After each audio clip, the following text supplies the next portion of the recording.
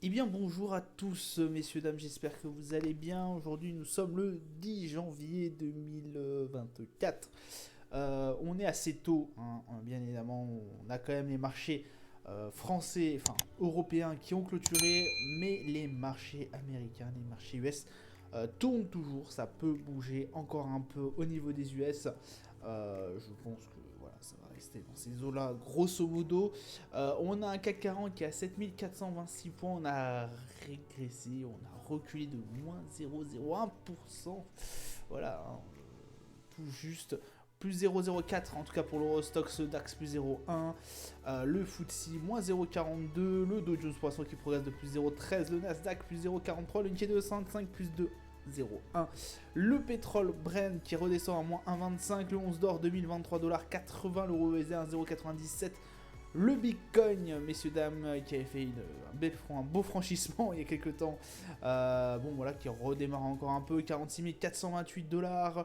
Le palmarès du SRD, on a Financière Mondsea qui fait un plus 3,50. Le JCDecaux, pardon, plus 3,28. Alteria, plus 2,94. On a Worldline qui fait un moins 3,98. Believe qui fait un moins 4,23. Air France KLM qui clôture à la plus forte baisse, moins 5%.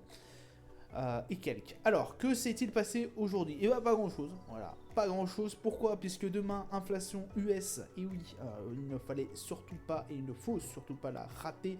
L'inflation US qui sera au rendez-vous, très très attendue au niveau des marchés. De toute façon, aujourd'hui, on a eu, je crois, moins d'1 milliard et quelques au niveau des échanges, au niveau du CAC 40. Donc, je ne sais pas si vous imaginez déjà le niveau d'échange actuel. Normalement, le 1 milliard, ils sont dépassés en mi-séance, quoi.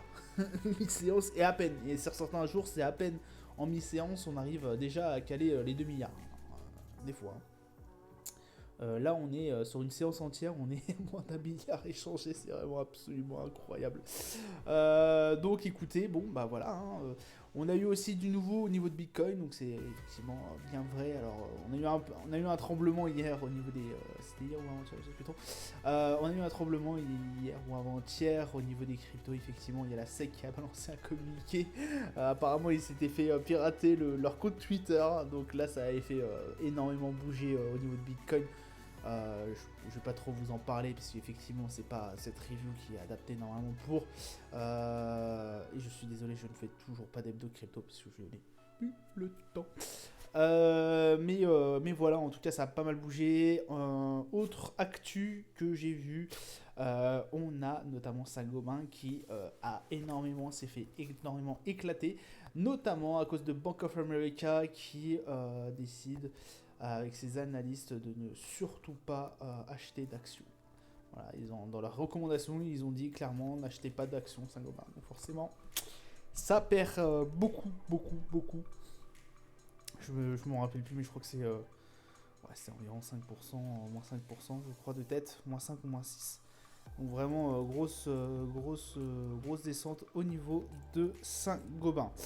Voilà, un peu moins 3,2, pardon. Excusez-moi, je dis des bêtises. Donc voilà un peu ce qui nous a intéressé sur ces marchés aujourd'hui. Calendrier d'annonce économique, on n'avait pas grand chose, voire même pas du tout de grosses actus. Demain en revanche on aura la balance commerciale, oui, à 1h30 et quelques du matin. Forcément parce que l'Australie, voilà, je l'avais classé, enfin moi je le classe des fois dans ce qu'il y a à faire, ce qu'il y a à regarder aujourd'hui, mais non. Voilà, ça sera à regarder ce soir en tout cas. On aura bien évidemment demain les taux d'inflation, très suivi forcément par la Fed, l'indicateur le plus suivi en ce moment. 14h30, soyez au rendez-vous, ça risque de beaucoup bouger. On va se retrouver sur nos petits marchés. Écoutez, on a un CAC 40 qui, après avoir après avoir bien ralenti hier, on a retapé encore la barre de 7400. 7431, on s'en sort sur une hausse, pardon. On reste toujours accroché de 7004. On va attendre des nouvelles de l'inflation pour voir si on va se faire manger ou pas. 48 au niveau du RSI, un MACD pour l'instant qui reste sur une tendance toujours haussière, mais on voit qu'elle s'affaisse énormément et on fait extrêmement on est vigilant là-dessus. Surtout que les 7600 sont aussi un énorme cap à franchir. Et c'est là qu'on retrouve bien évidemment nos sommets. Le Brent qui lui est redescendu après avoir remonté. On avait touché les 78 $. On est redescendu. On est à 76,83. Voilà. Bon, bah, toujours en vente en tout cas pour notre Brent. On va voir par la suite si ça va se dégager soit à la hausse soit à la baisse. Je vais voir. 45 au niveau du RSI. Bon, pour l'instant ça se passe, j'ai envie de vous dire, pas si mal que ça, malgré le fait que quand même, bah, voilà, ça fait un petit temps, ça fait quelques jours qu'on est là-dessus, on est un peu bloqué. Le 11 d'or, messieurs dames, qui rebaisse encore 2023 $. On voit une baisse qui commence à se mettre petit à petit en forme, malgré le fait qu'on a quand même quelques jours, quelques séances haussières. Je pense que ça peut très légèrement aller taper les 2000 $, pour potentiellement retomber, enfin pour se repropulser derrière. Ce qui peut être très intéressant. 46 au niveau du RSI et un MACD, écoutez, bah, qui reste en légère tendance haussière, mais sans réellement de tendance. Hein. On voit 46 au niveau du RSI, c'est pas non plus exceptionnel. S&P, écoutez, ça remonte petit à petit. On va retaper encore, retoquer le sommet. Alors le sommet qu'on avait fait il y a quelques temps, ici, mais aussi le sommet qu'on a fait là, où on était à peu près kiff. 64 au niveau du RSI. Bon, bah, ça reste quand même très intéressant. La journée d'hier, forcément, j'ai pas fait des reviews. Je vous avais prévu. Voilà, n'a pas été très prometteuse. La journée d'avant-hier a été plus prometteuse. On a eu un beau gain quand même. Et écoutez, pour l'instant, on s'en sort très très bien au niveau du RSI. Le Nasdaq qui nous sauve la mise sur, en tout cas, cette semaine. Parce que effectivement, c'est cette semaine ou la semaine dernière, c'est cette semaine, je crois, de tête, qu'on avait pris position. Ou la semaine dernière. Ouais, c'était la semaine dernière. Je sais plus. J'ai un trou de mémoire. Bon, ça fait peut-être une semaine. Ouais, ça fait peut-être une semaine qu'on a pris position.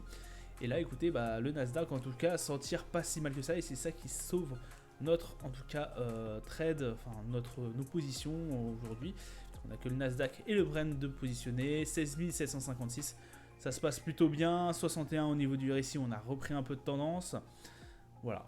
Écoutez, ça se passe plutôt pas mal du tout. Et ça fait du bien de voir un peu le Nasdaq aussi repartir après cette redescente, voilà, cette chute au niveau des 16 517. On a été tester la résistance un peu.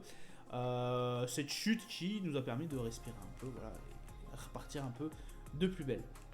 Le Dow Jones qui reste vraiment très stable, pareil, 37 600, allez, 37 600, 66 au niveau du RSI.